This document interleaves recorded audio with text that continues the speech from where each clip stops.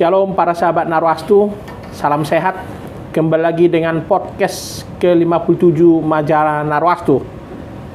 Kembali kami mendatangi sahabat Narwastu yang juga seorang advokat senior yang tidak asing lagi, yaitu Bapak Dr.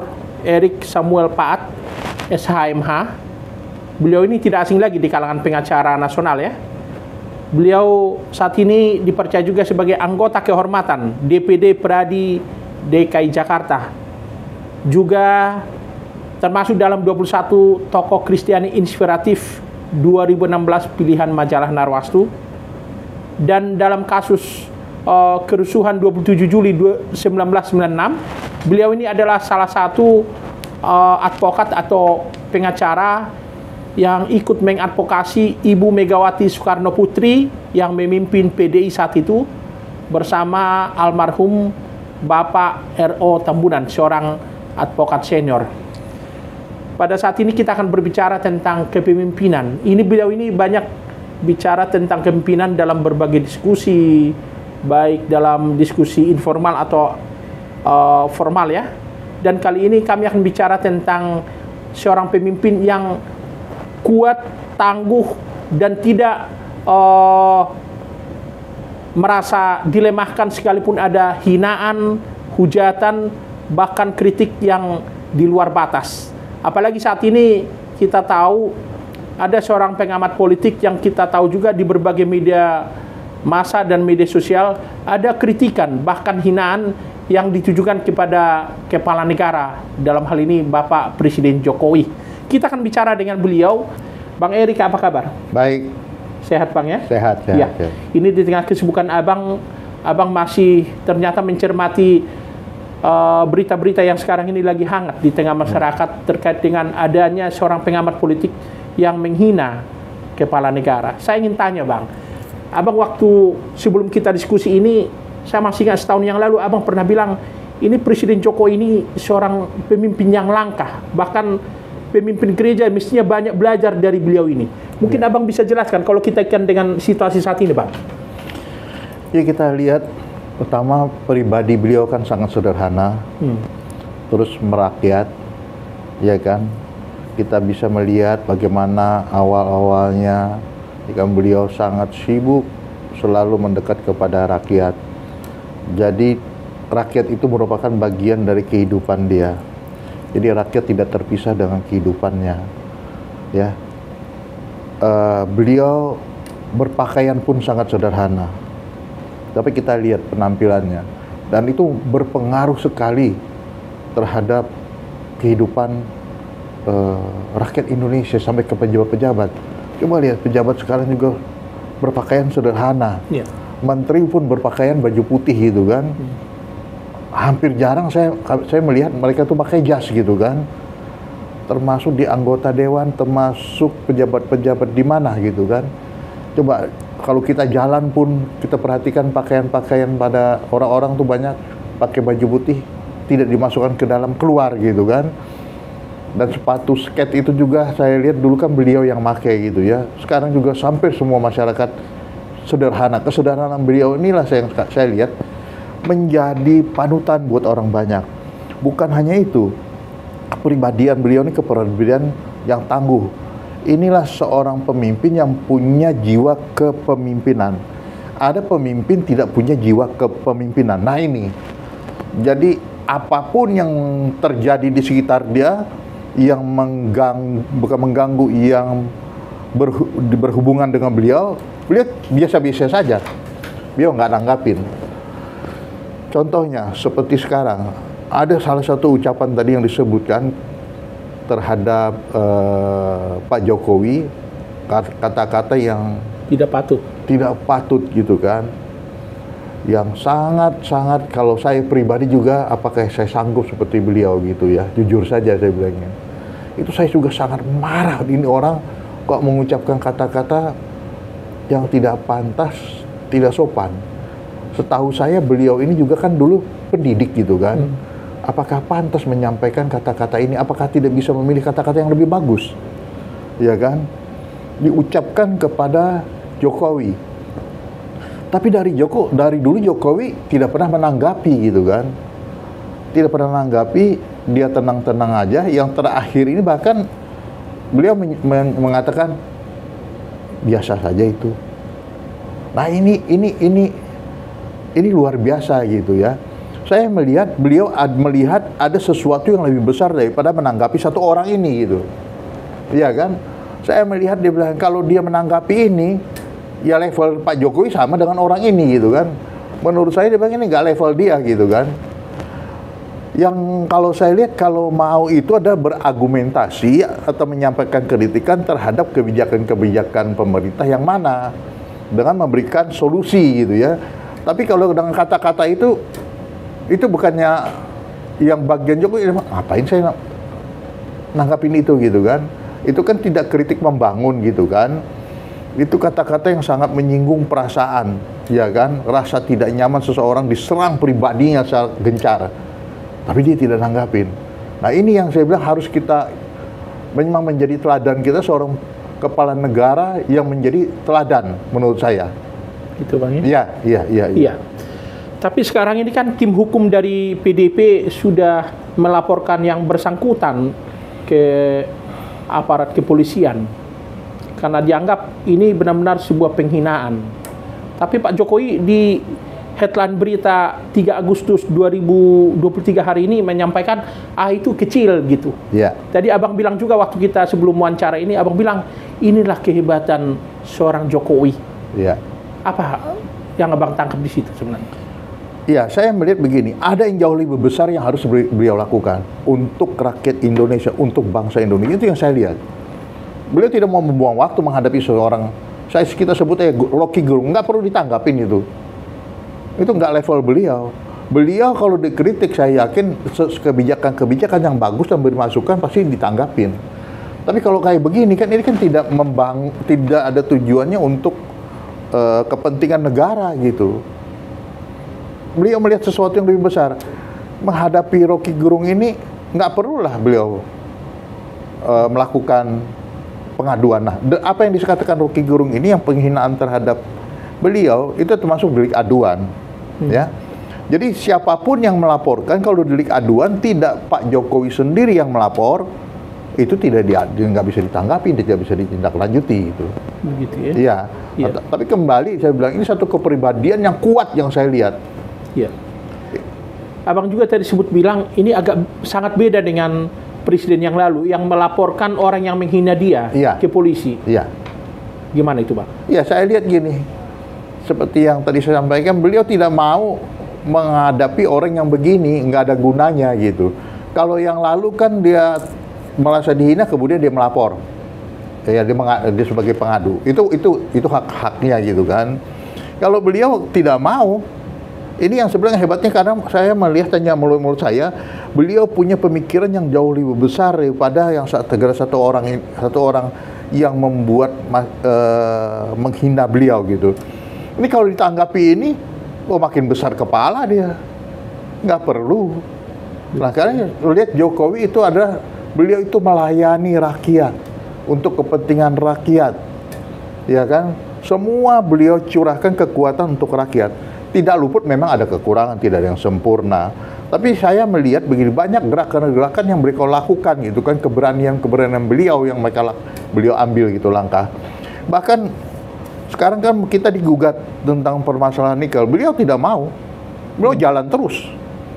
Saya pernah baca itu yang nanggapi, ini harta kekayaan kita, kenapa orang lainnya mesti ngatur? Kita kalah, kita banding. Nah ini yang saya lihat ada jauh lebih besar yang beliau ambil gitu kan. Banyak langkah-langkah yang beliau ambil sehingga kalau kita lihat sampai sekarang kita tenang-tenang aja. Sementara beberapa negara kan dengan adanya keadaan situasi kan cukup goyang juga gitu keadaan ekonominya. Kita tenang-tenang aja. Itu yang beliau melihat jauh ke depan daripada melayani seorang namanya Rocky Gerung. Iya. Terkait dengan karakter, Abang pernah bilang kalau kita kaitkan dengan Alkitab atau kitab suci, Abang pernah bilang pemimpin itu harus lemah lembut. Bisa Abang jelaskan itu apa maksudnya lemah lembut di sini, Bang? Ya, artinya begini. Lemah lembut itu salah satu adalah tidak terpancingnya emosi dengan ada ucapan-ucapan seperti yang dilakukan oleh Rocky Gerung itu nggak boleh ditanggapin. Dia dapat menguasai diri, ya kan? sehingga dia jadi tenang, ya kan? Bahkan kalau boleh dibilang dia mengabaikan, nggak perlu dia pikirkan. Itu sehingga dia dapat menghadapi itu dengan lemah lembut gitu kan. Dia melihat juga bahwa apakah harus ditanggapi orang ini gitu. Jadi dengan demikian makanya dia katakan, boleh dibilang, alah ngapain sih nanggap itu, kecil, nggak ada guna gitu kan. Karena dia melihat yang lebih besar. Dan memang saya lihat ini adalah sifat watak yang harus kita tiru, ya kan, sebagaimana di Alkitab. Di dalam diri beliau itu ada, iya kan.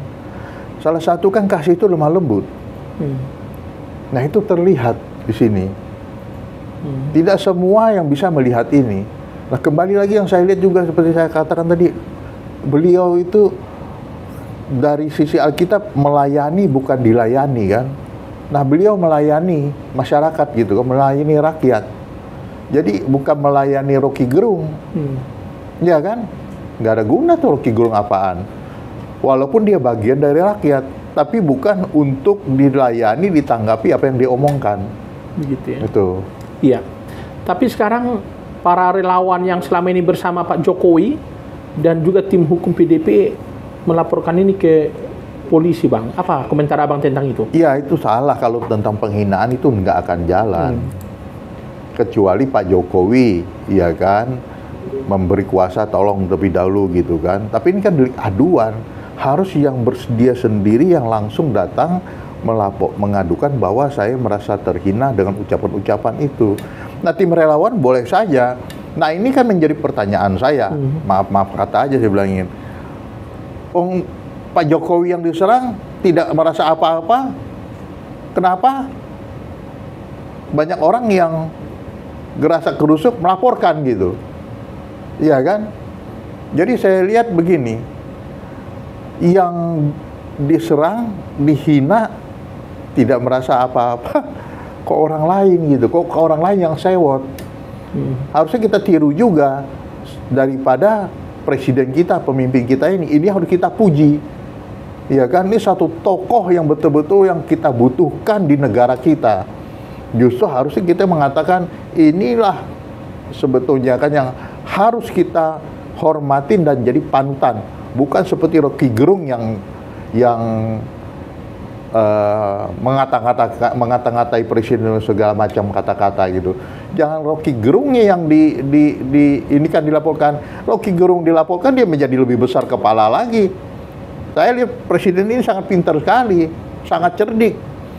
Kalau saya tanggapin, dia lebih besar lagi. Iya kan, lebih besar lagi. Tapi si presiden kita nggak mau. Makanya saya bilang, kenapa mesti orang lain yang sewot? Misalnya saya dihina oleh abang, kenapa rekan-rekan di sini yang mesti ribut? Oh saya nggak apa-apa. Gitu ya? Iya. Nah justru harusnya kan yang lain ini menyampaikan, wah hebat Bang Erik ini yang harus ditiru. Nah ini yang harus kita, si Jokowi hebat, inilah yang harus kita tiru. Begitu. Dan inilah yang harus kita dukung. Gitu ya? Iya. Ya, Abang sebagai advokat senior sudah banyak menangani kasus hukum, Bang ya. Abang pernah menangani kasus yang berkaitan dengan penghinaan? Pernah.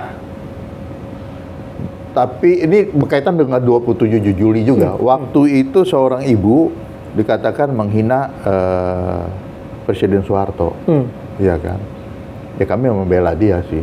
Waktu itu dia diadakan mimbar bebas waktu itu, mimbar bebas di Ponegoro. Nah ini juga terjadi penyimpangan. Seharusnya tuh kan yang dihina itu sendiri yang merasakan, dan yang dihina itu harusnya hadir di persidangan. Nah waktu itu saya minta kepada majelis juga yang terhormat supaya dihadirkan Soeharto sebagai presiden merasa dihina. Nggak hadir beliau. Nggak hadir. Nah itu pernah gitu. Itu tekanannya luar biasa waktu itu. Di situ abang yang pernah abang bilang sampai diteror gitu? Iya, dan saya pun waktu itu dengan beberapa rekan, saya nggak perlu sebutkan. Sekarang dia ada yang di anggota dewan dan bekas anggota dewan juga dari PDIP yang marah dengan saya waktu saya minta Soeharto dihadirkan di persidangan. Dimarah, saya diinjak kaki saya dicubit gitu kan, saya dimarah-marahin, saya nggak peduli, tetap saya bilang harus. Dan dikatakan juga di Dukuhap itu bahwa saksi korban terlebih dahulu yang diperiksa. Jadi pernah itu, Bang. Gitu ya? Ya, ya. Ya. Kemudian terkait dengan kepemimpinan tadi, Bang. Abang pernah bilang seharusnya para pimpinan Kristen perlu belajar dari Pak Jokowi soal kepemimpinan. Maksudnya apa, Bang? Iya, kita harus belajar dari Jokowi, ya kan? Belajar, kita melihat yang kasih itu sabar. Nah, kita kadang-kadang ya jujur aja, saya kan dulu pernah ikut di beberapa gereja. Itu ketersinggungannya cepat sekali gitu. Iya kan? Marah, begini, pecah. Tersinggung karena apa, Bang? Ajaran atau apa? Kebijakan? Di samping ajaran, ya kan? Kebijakan, ya kan? Itu kan semua kan harus didiskusikan gitu kan. Nah ini enggak sejalan, waduh saya bilangnya. Ya waktu itu saya jujur aja saya tidak ikut lagi gitu kan. Itu yang sangat saya sayangkan. Ya kita lihat saja, kita dengar gereja ini pecah, timbul gereja baru. Gereja ini pecah, timbul gereja baru lagi. Iya kan? Kenapa pecah? Karena kasih itu kan sabar. Iya kan? Kasih itu sabar artinya melepaskan kepentingan dirinya sendiri, mengabaikan keinginan dia. Iya kan? Kasih itu artinya kita harus berkorban tentang perasaan kita, tentang keinginan kita. Semua bisa dirembukan. Nah ini yang makanya kita harus meneladani seperti Jokowi. Sebetulnya kalau saya boleh bilang, kita harus betul-betul meneladani. Sebetulnya kalau kita kan Tuhan Yesus yang kita teladani, Tuhan kita gitu kan. Kesabaran dia bagaimana, kelemah lembutan bagaimana. Dia dihina bahkan sampai mati di kayu salib. Ya kan hanya untuk kita. Karena itu Tuhan bilang, kasihilah Tuhan Allahmu dengan segenap hatimu, dengan segenap jiwamu, akal pikir kekuatanmu. Hukum yang kedua, kasihlah samamu manusia. Nah kalau hukum kasih itu kita lakukan, maka di dalam gereja pun saya bilangin itu tidak akan terjadi. Gitu ya? Iya kan? Masa kita mau kasihlah sesama manusia seperti dirimu sendiri? Masa saya mau menyakiti diri saya sendiri? Karena kan saya harus mengasihi orang lain, seperti mengasihi diri. Ya jangan berbuat itu, ya kan? Nah makanya gereja juga kalau saya bilang harus belajar dari Jokowi juga, yang dihina, ya kan, yang difitnah, ya kan? Nah di dalam kekristenan pun harus terlihat, Iya. ya kan? Iya.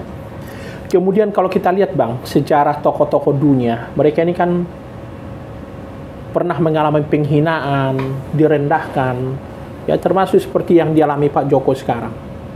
Nah, beliau kan sudah 2 periode memimpin negara kita ini. Dan 2024 beliau akan meletakkan jabatan.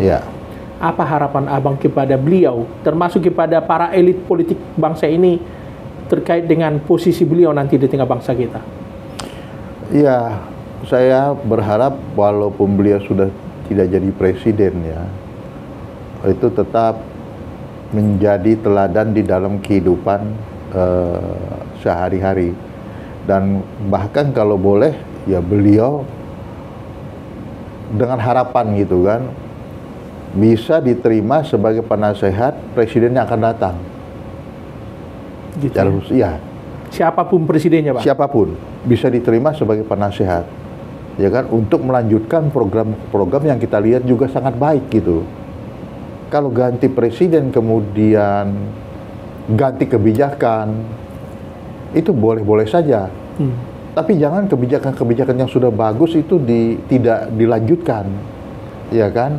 Mungkin dia punya kebijakan yang lain, itu bagus. Tapi jangan kebijakan-kebijakan yang sudah bagus. Ya seperti saya bilang, ibu kota negara kan, IKN, itu kan sudah mulai terlaksana. Nah itu lanjutkan. Terus seperti jalan-jalan tol itu lanjutkan. Kebijakan tidak boleh ekspor nikel bahkan batu bara dan lain-lain, lanjutkan gitu kan. Karena dengan demikian kita mempunyai nilai yang tinggi terhadap nikel. Kalau kita kirim ya ke sana, kita dapat masuk itu mahal sekali. Ya kan? Kenapa nggak diolah sendiri gitu kan? Nah ini perlu saya bilang, dengan harapan Jokowi juga mau membantu kepemimpinan daripada negara yang akan datang, presiden yang akan datang. Begitu ya? Ya. Ya, Bang Erik, terima kasih perbincangan kita Sama-sama. pada siang hari ini.